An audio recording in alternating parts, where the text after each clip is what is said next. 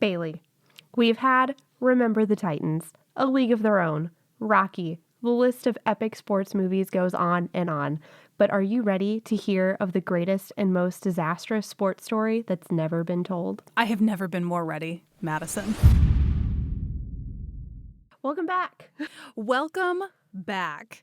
Who's ready to be back? I'm ready to be back. Madison, so much has happened. So much has happened. I mean, I know you've just been you had been on like a vacation or like a baby vacation. I haven't for the been last couple of busy months. at all. Just Having had a baby is easy. whole other person. Exactly. So easy. For those watching on YouTube, because guess what? We're not just back with a podcast. We're back on YouTube. And if you want to see a picture of said baby, my child, my offspring, I'll flash it up on the screen right here, right now. This is the little chunk. He's so cute. He's so cute. He's adorable. I think I'm programmed to think that, but it's working. It is working. I'm not programmed to think that, and he's cute. Yeah, that's true. He's gotten better. He's gotten better. I mean, whoever said newborns were easy was lying. I will say that. So yes, he's a wonderful, sweet baby. I'm so lucky, but he was not. Man, lack of sleep does it to you. Oh, yeah. Anywho, that's its own disaster. Not to do with this episode. Moo, how have you been? Oh, great. Just hanging out. What you been doing? The time of my life. I studied day and night and day for 3 months, and it sucked. Do you miss it? And it's so much. Yeah. I really hope I get to do it again. Oh, yeah. Cross your fingers, you might. Yeah. I took the bar in February. Ugh. It was not fun, but I did it, and I'm very proud of myself. You took that test, Moo. I did. I studied with a 1-year-old at home, and that was really hard. And no matter what happens, I'm very proud that we made it that far. So everyone is, Moo. I'm proud of you, and I am the only opinion that matters. So exactly. Yes. Yeah. So that was not very fun. But as we talked about earlier, there was a girl who got kicked out for not having a fever of the test, and that was really horrible, and that was a disaster. So well, she had a fever. She had a fake fever. A fake fever. They thought she had a fever, and they kicked her out, and she did not have a fever, and now she has to wait. That could have been you. That's true. Yeah. So it's really outrageous. You can look it up. I need to not do that. My chair will make noise. But at least when you blame it on your chair, people can actually see it's your chair. Yeah. And if I move too much, I am in this. You look. It looks great, though. It looks great. It's a curtain. I noticed. I mean, I figured you didn't just hang a really long, voluminous dress behind you or something. I would have tried. Yeah. I was looking for a black blanket that we had, and I could not find it anywhere. No, I like this. I like the sheer over the opaque. It looks beautiful. It's delicate, my thing yet now. hardcore. Yeah. Thank you. It says disaster. You look like a disaster. If you saw how precarious the setup was, we would all agree it's a disaster. Share a picture. Share a picture. There'll be a picture right here on YouTube. I will. And you'll see all of Bonnie's toys hanging out in the background, too. I love it. Exclusive BTS content. BTS stands for behind the scenes, in case you didn't know. I know. I just don't, aren't on the internet a whole lot, so I feel like I need to fill you in on some of these things. I had to tell you what SMH meant years ago. No, you didn't. Yes, I did. No, you did not. Absolutely not. Maybe you told Mom that. Absolutely not. No. I absolutely knew what shaking my head was. Because I told you. No. No. Okay, we can't do this. Madison, what's our disaster for the day? Oh my gosh. Okay. Wait. Pump the brakes. Who are we? I'm Madison. I'm Bailey. We're Calamity Janes. We are Calamity Janes. We are a disaster podcast. How does this go again? Anything but plain Janes. Discuss disaster, calamity, mayhem, catastrophe, chaos, poorly organized sports. Okay, well, that's not really setting this episode up for like a home run. That is a sport reference. And that's the only sports reference that you know. No, I am sure I will pop those that I do in throughout the rest of this episode. I probably won't know which sport to attribute it to, but I do know them. Proud of you. Thank you. It's going to be a hole-in-one. I'm so excited. Do you think anyone's watching this and they're confused because they've never seen pictures of it? I guess they might have on the website, but like are seeing us, they're like, I thought the other one's voice matched the other person's face. Oh, No? what if? What if? Let I us don't know. know. Let us know in the comments. Let us know in the comments. I was going to say, like, get a hold of us in some other way, but no, it's just going to be the comments on YouTube. Let us know. Do our voices Please match show our up at my faces? door and tell me. Show up what you at my think door of and my tell me voice. what you think of me. Please don't. Please, dear God, don't do that. Oh my gosh. Okay, we have to move on. We do. Let's do this. Okay. Bailey, our story takes place in 1904 in St. Louis at America's first Olympic Games. Really? Okay. Did not know. 1904, St. Unexpected. Louis. I'm I've picturing got like it. a nice, easy, lighthearted one for us this week. Thank you. Because to start it off You're welcome. really heavy would be a bummer. Yes, Okay. exactly. So that year, the games were tied to the World's Fair, and with a few exceptions, were frequently overshadowed by the pomp and circumstance of the fair. Although there are several disastrous events we could talk about here, including the incredibly racist Anthropology Days that drew criticism even in 1904, we are going to focus on the marathon. Okay. You got to narrow it down. Apparently there's a lot going on then. Yes, just Okay. don't ask about Anthropology Days. You got it. It was bad. For some quick background, the first organized marathon was held in Athens at the 1896 Olympics, which signaled the start of the modern Olympics era. For some quick background, the first organized marathon was held in Athens at the 1896 Olympics, which signaled the start of the modern Olympics era. If you, like me, thought the ancient games in Greece included the tortuously long run, I'm here to tell you, you're wrong. Okay. I see what you're saying. So this is not an Olympics original, the marathon. No, No. it is not. Okay. The idea of the modern marathon that we know and hate was inspired by the tale of... I'm sorry. What did marathons do to you? Did someone ask you to stand outside with a sign too long? What you're hot out the gate with a lot of... That's just too long. That's just too much. No one's asking you to run it. They're running it. Do I have to go back and rewrite this sentence to seem like less of a mean person? No. I just think everyone's going to know where you stand on marathons. Go on. You know what? That is a stance I'm willing to take. Okay. Okay. Anyways, it was the marathon, as we know it, was inspired by the tale of a Greek messenger who ran from Marathon to Athens with news of a Greek military victory in 490 BC. He was said to have run 40 kilometers, or about 25 miles, relayed his message, and then immediately collapsed and died. Which, if I'm being honest, is exactly what would happen to me if I tried to run. I'm sorry, and that's what we recreate with marathons? Can you see why I'm not on board? Maybe. The length of the race stayed at about 25 miles until the 1908 Games in London, when the course was extended to 26.2 miles to accommodate Queen Alexandra's request that the race start at Windsor Castle and finish in front of the Royal Box at the Olympic Stadium. So this arbitrary request is the only reason why it has gotten longer. Yes. Yeah. And this is really not relevant to the story. I just thought it was kind of interesting. So, well, it is because, There you go. it's one request just based on someone's whim. yeah, is the reason people are not running like 24.68 miles. Fun. Well, what do you call it? A fun fact? No. I thought it was a fun fact. Sure. Back to 1904. So let's go over our cast of characters.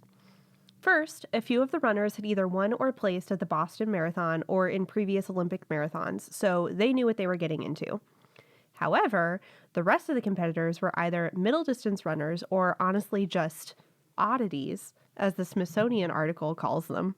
And that is the article that I used for every bit of this information. Oddities? Oddities. Okay. Not the word I would have picked for the record.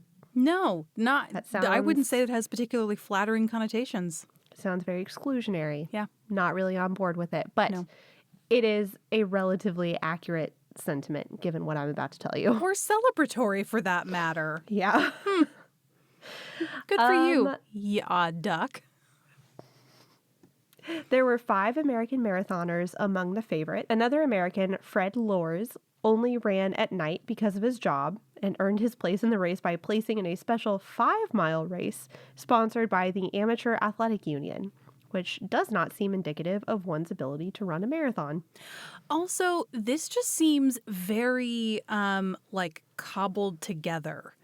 And not the organized, like, these are the events, and this is the, the run of show for the day of the Olympics. Qualifying for the Olympics now is a very different experience. Yeah, this is like, hey, you look like you could, hike it down the street real quick. You want to be in the Olympics? Yeah. Great. We'll make up some distance you can run, and you'll just do your best. Yes. Get out there and do your best. Exactly.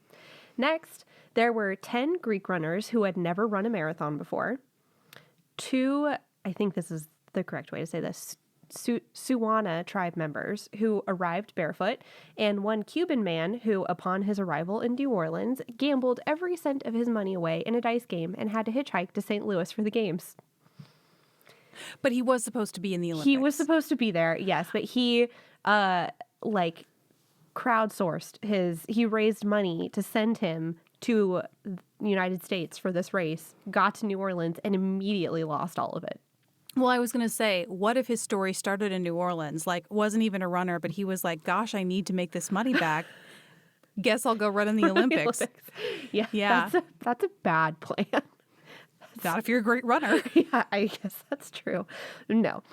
I think he was a good runner, but he's my favorite character in all of this, so we'll just hold. I mean, me too. Yeah. Meet me at a casino any day of the week. His name was Felix Carbajal. He was 5 feet tall, and he showed up to the race in a long white sleeve long white sleeve dress shirt, dark pants, a beret, and leather street shoes. Running in style. Wait, he showed up to run in that? That's all he had. He lost everything. Oh. Another runner, just moments before the race started, tried to help him out and cut his pants below the knee, so he had shorts now. And there's a picture of this fabulous man standing at the start line with his pants cut off in his beret and his glorious mustache. You can look it up. And he wore the beret to run. I don't know how long it stayed on, but yes, he showed up in it and he was going to run in it. I love this man. He has flair. Yes. If you just Google 1904 Olympics, and of course the articles that I used are linked in the show notes, he's in there. He's chef's kiss. Glorious. Give me a man in a beret and leather dress shoes, you said? Yeah. Those have got to be slippery son of a guns. They've got to be like one of the worst things that you could possibly run in, other than Easily. barefoot, which is how the 2 men from South Africa showed up. I would actually think that being barefoot would be, I mean, depending on the weather. When was this? What's? I'm getting to that. My next sentence. Oh. So I will tell you. Well, because people are all about running barefoot. They make those shoes where you're like, they in your toes. Oh, the they creepy conform toe ones? Yeah, because they're like, oh, it's so great to walk and run barefoot. And like, I mean, barefoot seems like it could be a way to go. Not my way to go, but a way to go. It could. That's a very good point. I think given what I know about the conditions of the race, I wouldn't want to do that. But not also, with my lack of arch. I need arch support. You have the flattest feet of any person who's done dance. Oh my gosh. It's a duck. Nothing but duck feet down there. So true. Big. Moving on. At 3:03 p.m. on August 30th, 1904, the starting pistol was fired and we were off to the races. Oh, dang it. I need to. I'll put a ditch. Okay. It was over 90 degrees, very humid, and one fair official called the 24.85-mile course the most difficult a human being was ever asked to run over. Do you feel that's an accurate portrayal of the course? I mean, it doesn't sound fun. I guess you would say that any course of that distance. That's true. It's inhumane. Well, I would argue that the guy who originally ran the marathon and then died promptly after probably had a pretty tough course to go to. And was also probably running barefoot too, when you think about it. Probably. His sandals must not have lasted long. I doubt it. Definitely. Anyways, I'd say that's a pretty fairly accurate statement. I don't think anyone would ever ask a runner to complete a course like this these days. Do tell. Part of the roads were covered in several inches of dust. Inches? And there were, yes. And Isn't there were 7 isn't hills. it dirt at that point? At what point does dust become dirt? Is this how we're going to spend our time? Nope. Not now. Not that I've been warned. There were 7 hills varying in height from 100 to 300 feet. You good? Are you afraid to say anything? Very. I'm so afraid. Okay. I'm so afraid. Let me just sum up the conditions of this course as poor. It sounds like an understatement. Yeah, it is. They took literally no action to ensure this course was safe or even clear of trains, trolley cars, people walking their dogs, anything. This sounds a little reminiscent of the race. Le Mans. Yes, the Le Mans. Mm-hmm. What's more, chief organizer James Sullivan wanted to minimize the athletes' fluid intake to test the limits of purposeful dehydration and put only 2 freshwater stations on the course, one at 6 miles and one at 12 miles. This doesn't seem like it should be the time to run experiments. No. I think from what I read, that was a topic of research at the time, but it was pretty controversial. I don't think very many people thought that purposeful dehydration was actually doing anything helpful, but it was an area of research. But at the Olympics is no time for research. You do that. I agree. No one's like, I totally have this agree. new shoe technology. Why don't you test it at the Olympics? No one. No, I agree. I completely Madison, do. why did you let this happen? I'm sorry. Why? So not only is it hot, humid, hilly, and unsafe, but the people who designed the race are actively trying to kill you. Literally. Yeah. For funsies. William Garcia, a Californian, was the first to drop out. He collapsed on the side of the road after the dust on the road, or dirt, that was being kicked up by cars coated his esophagus and ripped his stomach lining open. He hemorrhaged and was about an hour away from bleeding to death. That's the bad part about the dust. What? I'm sorry. Dust Yeah. ruptured his stomach lining. Well, because the roads weren't really paved back then. So all the roads that they were running on were constantly being, like, all the dirt on it was constantly being kicked up into the air by cars and people. I get that. I'm wondering about the mechanics of the dust in the stomach ripping the lining. That's not where I spent my time. Gonna have researching. to Google that later. Noted. Okay. Okay. It's a fair question. It's a fair question. I don't know. I would have thought it affected his, like, lungs or something. Oh, sure it did. I'm not going to think about it too hard. Okay. There's a lot more to think about through the rest of this race. Great. John Lorden gave up after suffering from uncontrollable vomiting. Len Tao, one of the South African tribesmen, was chased a mile off course by wild dogs, so he was out for a little bit. Our sweet Felix from Cuba trotted along nice and steady and managed to keep good time, even though he frequently stopped to chat with spectators. Are you kidding me? Felix. Apparently, at one point, he stopped at a group of people eating peaches and asked for one. And when they refused, he took 2 anyways and then ate them as he ran. Because he was like, catch me if you can. Yeah. I Like, what are you gonna guarantee I do, can chase outrun me? you. Yeah. A little ways down the course, he stopped in an apple orchard and ate several apples. That turned out to be rotten, so he stopped to take a nap until his stomach ache subsided. Okay. Is this the tortoise and the hare? Is that what, like, what is happening? He took a nap? He got sick. He had to take a break. This doesn't feel very Olympian. This feels like, Yeah, I have to agree with you there. what's that show where you, like, do the course, but it's like, Wipeout. is that where the course is, like, intentionally built to just, like, destroy you in a really funny way. Yes. Not American Ninja Warrior, where like everyone's really prepared to do this course. Yes, everyone's prepared and they're like, no, you've been training to do this exact course. No, this is like, I'm going to try and like stand on a bouncy balloon and not fall into the milky lagoon. Yeah. Right before a big old fluffy arm comes and like whacks me. Yep. They're back when I was in middle school and Wipeout had just come out and it was really popular at the time. You know, everyone knows the big red balls lined up across the water. That's literally what I was just thinking about. Yeah. Yeah. And you no one makes it across. Has anyone made it across? I've seen a handful of people. I mean, I haven't watched Wipeout in a really long time, but when it first came out, they kept putting this one guy in the promo and he made it past the first one, I think, and onto the second one, he just did the splits up against it and like hit it and then fell back. And he was okay, but I thought it was the funniest thing I'd ever seen. And I made, it was like I think a GIF of it at the time, which I don't think we were really calling them that back then. But I think I had just like the background on my phone. And it's a recovered memory that's just coming back to me right now. I thought it was the funniest thing I'd ever seen. So you would have been the spectator at this Olympics who's like with your old ass camera asking people, like trying to get pictures of the guy getting chased by dogs or this guy napping in the apple orchard.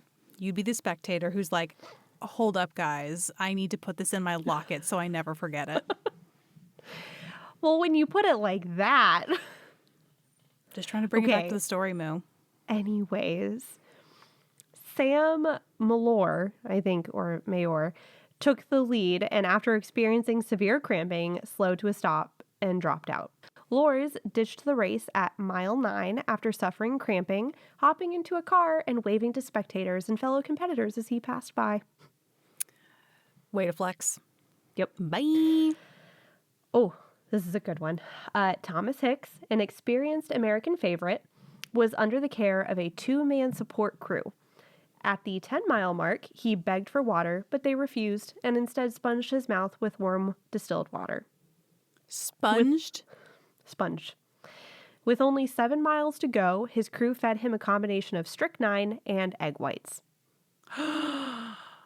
Fun fact, this is the first recorded instance of drug use in the modern Olympics. Strychnine is rat poison, for those that don't know.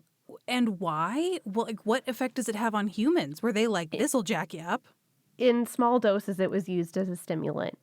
And there were no restrictions on substances back then. Weird question. Were the egg whites cooked? Or is it one of those where they like swish them around? Raw. Yeah. Oh, God. Oh, okay. His crew also carried a flask of French brandy, which they withheld from him until they deemed fit. Yeah.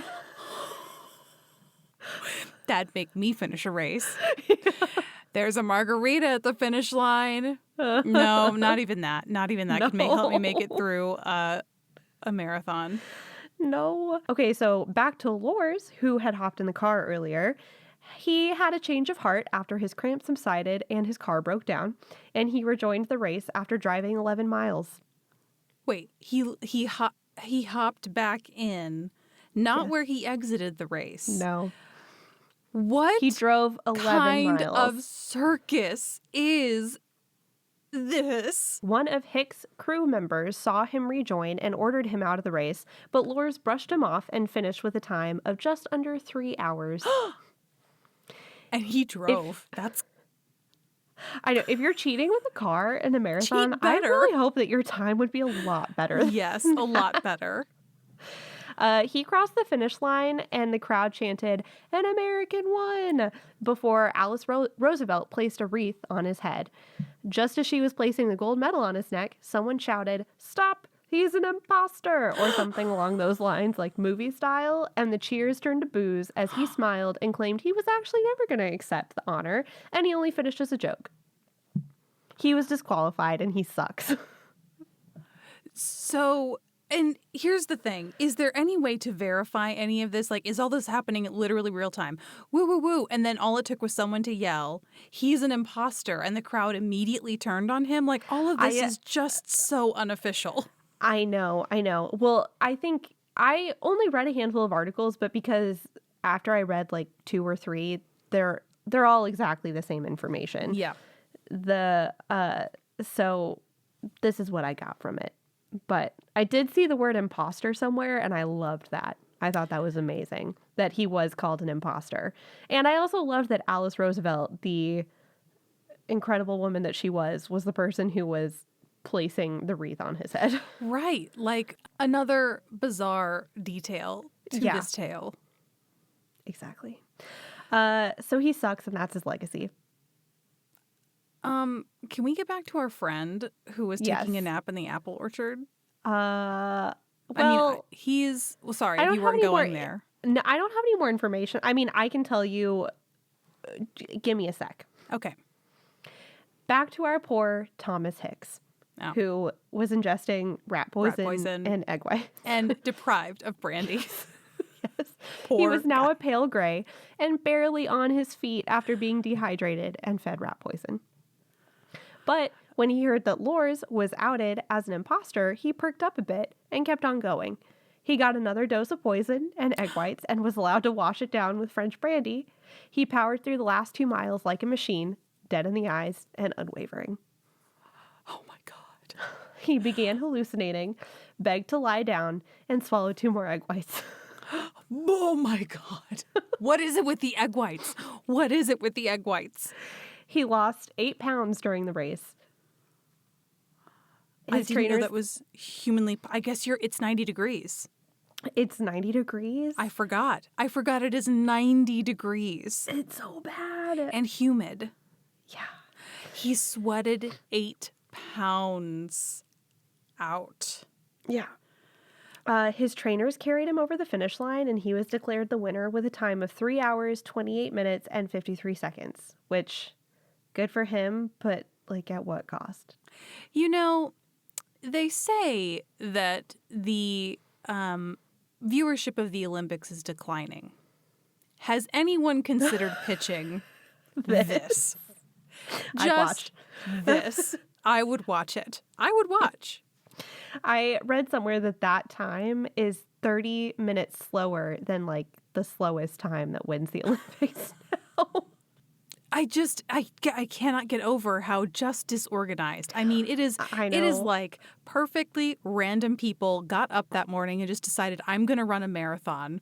And we saw what happened. Yeah. In total, 14 of the 32 participants finished. Do we have an update on what happened to the guy getting chased by dogs? Was he okay? Oh, yeah, he finished. Yeah. And they actually said he would have done much better had he not been chased a mile off course by wild dogs.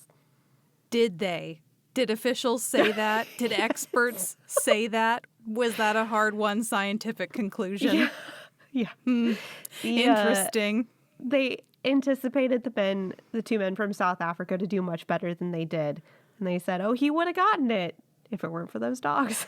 If it weren't for those meddling dogs. Maybe it was sabotage. And I wish I have like a bullet point as usual for the impact of this event. And really, just one bullet point. It was just so horrible. I don't even have anything down. I have impact and it's blank because everyone was like, yeah, we can't believe they kept the marathon in the Olympics after this. We really thought they would have gotten rid of it. Or they were just like, well, surely that's so bizarre. It can't happen again. Let's just do it again next year. It's hopefully... Maybe we start with, like, not rationing water during the marathon. Yeah, I think that's first and foremost the most important thing to do. So that's what I got.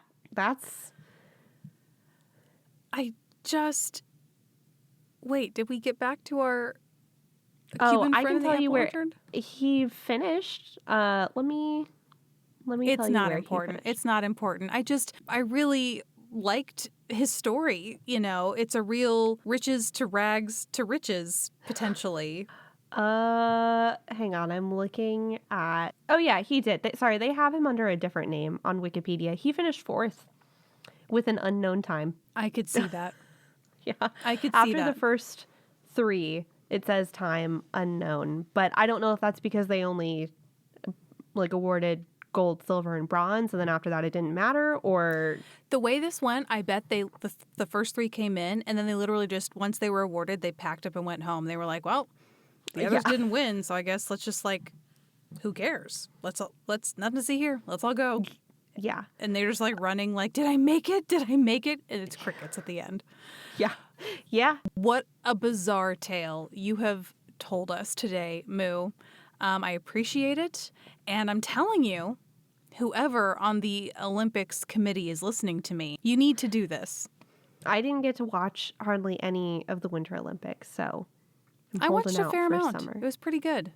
Yeah. A fair amount. I'm big into the ice skating.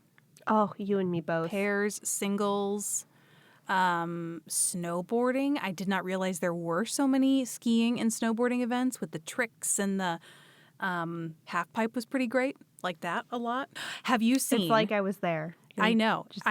Exactly. Have you seen the clip going around where it talks about like ski dancing? And it said it used to be a sport. Oh, you know the one I'm talking about. Yeah, yes. I think so. And it's a guy like literally dancing and twirling on his skis and poles. And it said it used to be a sport. Yeah, and it's like a really gradual slow decline. Yeah. Mm-hmm. Yeah, but like doing multiple twirls and kicking his legs up in the air. That's incredible. Why isn't that a sport anymore? I have so many questions for you about... I mean, not for you. I have so many questions. You need to redirect those questions. No, I don't want to ask you anything, actually. But no, I have so many questions about what the Olympics used to be like and why did it change? Have you gone down a rabbit hole? Did this episode inspire a rabbit hole? No, not even a little bit. I'm perfectly happy to leave it in the inches of dust where it belongs. I was very preoccupied with getting back to my normal life this last week. I could see that. I could see where one would want to do that after taking that test, which will not be named.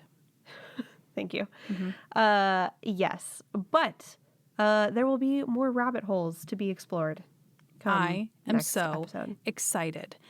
I feel a little rusty. I hope nobody else feels that way about this episode. But if you do, just know this is only the beginning. We've only just begun. Not going to sing that. Can't sing that anymore now that we are on the YouTubes. Can't. We were already on YouTube. Oh, we were. Oops. Are we in trouble? No.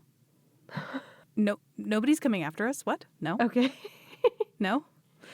I don't owe a man any money. I didn't lose all my money at a casino. In a dice game? In a dice game. Oh, it would be for me too. It would be at a craps table. Just put it all down there. It would be with roulette too.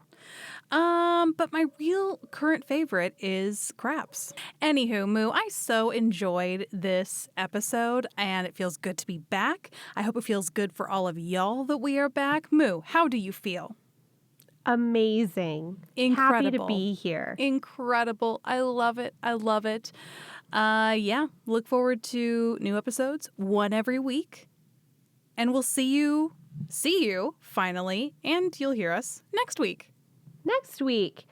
Email us at calamityjanespod at gmail.com. Yes. With questions, comments, your own calamities, and how's your life going? Your favorite Starbucks order, or not Starbucks? Honestly, I'm not Starbucks. Caribou. Let me know your favorite Caribou order. Yeah, all about it. Mm-hmm. Okay, we'll see you guys next Tuesday. See you next Tuesday. Goodbye.